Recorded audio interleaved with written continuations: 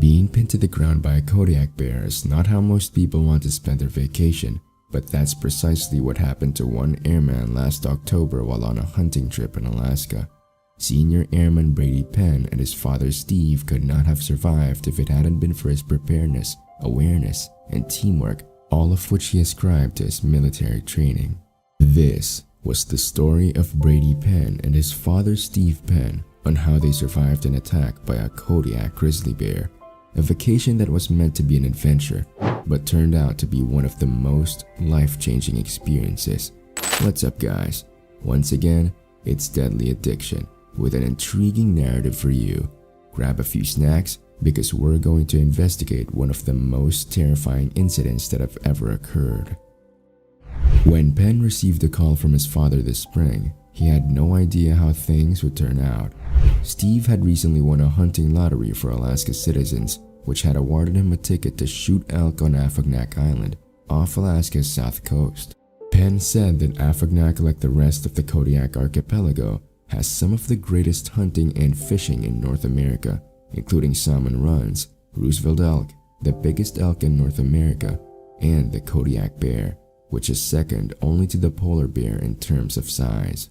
Over the next 3 months, he and Steve were emotionally and physically prepared for the journey. Afognak is a windswept island shut off from the rest of the world by stormy weather and the chilly seas of the northern Pacific Ocean. The Shelikof Strait, which connects the Kodiak archipelago to mainland Alaska, is notorious for its terrible weather, Penn said. 90-mile-per-hour gusts frequently blow over the strait, making emergency rescue from Afognak difficult.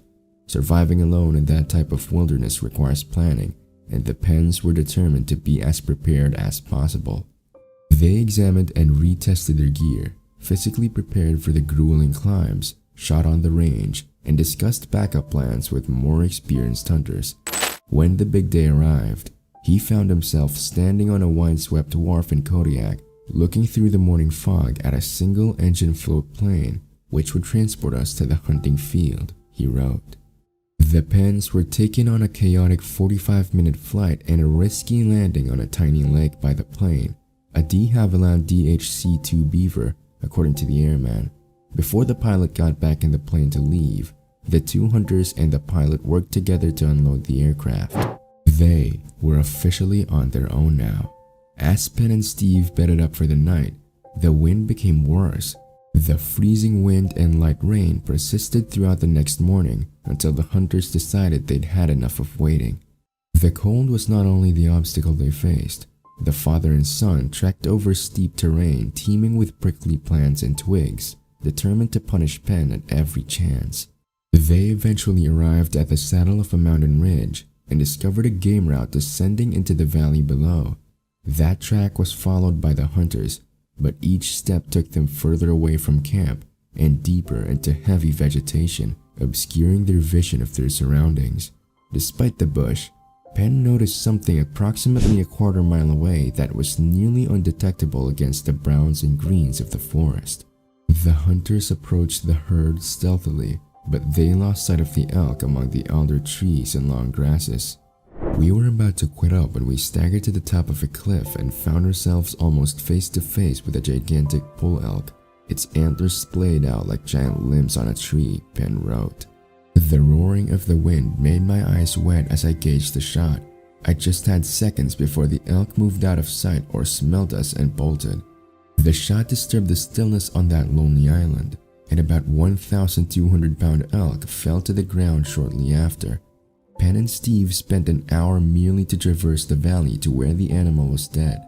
It had to be an entertaining 60 minutes.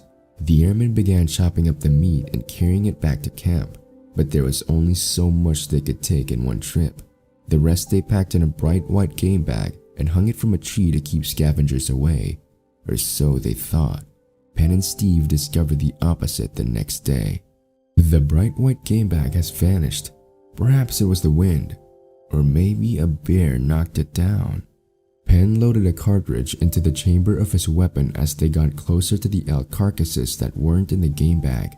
He and his father conversed loudly to ensure that any wildlife in the area maintained their distance. The hunters waded into a grassy meadow 50 yards from the dead elk, where Penn was glad to be walking comfortably in the lush grass. Then everything came to a halt with a breaking of branches like firecrackers and a rumbling growl. Penn noticed a grizzly bear out of the corner of his eye, just 10 yards away, ears back, head down, racing through the trees as if they didn't exist. The airman hardly had time to discharge his gun. A paw sent him flying and spinning until he landed face down with his gun under him. As the airman struggled to think of a means to free himself, time appeared to slow down. The weight immediately eased from his back as the bear went into assault Steve. Penn heard Steve grunting as he wrestled with the bear, but it effortlessly disarmed him with a swipe and pinned Steve as well. However, Penn was free to make his move. I staggered to my feet in the chest-high grass and spun around, gun lifted, and fired instinctively, he wrote. The movement was instinctive and automatic. It growled before disappearing into the trees. While Steve hunted for his own weapon, the airman kept his gun pointed at the undergrowth. Penn observed that the bear's claws had ripped the left side of his trousers apart. Steve's hands had a few puncture marks from the bear's teeth, but his strong Teflon gloves had absorbed the worst of it, Penn said. The two returned to the saddle of the mountain ridge, where they utilized a satellite phone to request an early return journey. However, because the wind was too strong for a flight, the earliest pickup would be in another 24 hours.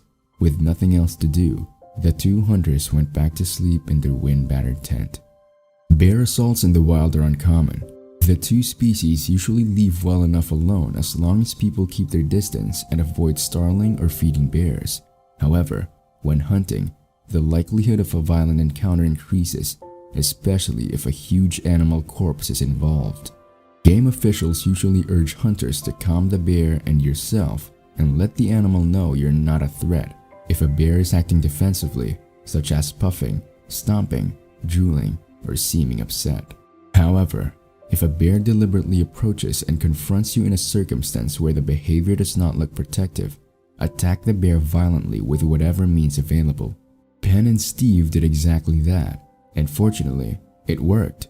The plane landed the next day, and the airman reflected on how his and Steve's collaboration, planning, and serenity in the face of adversity had saved their lives. And that's it for this video. Are you interested in stories like this? Stay tuned because we have a lot more in store for you. What are your thoughts on this incident? Please share your thoughts and comments in the comment section down below, as we love to provide you with what you want. If you like this video, please give it a thumbs up, subscribe to our channel, and click the bell button to make sure you don't miss any future storylines from us. Take care until then, and we'll see you in the next video. Peace out, guys.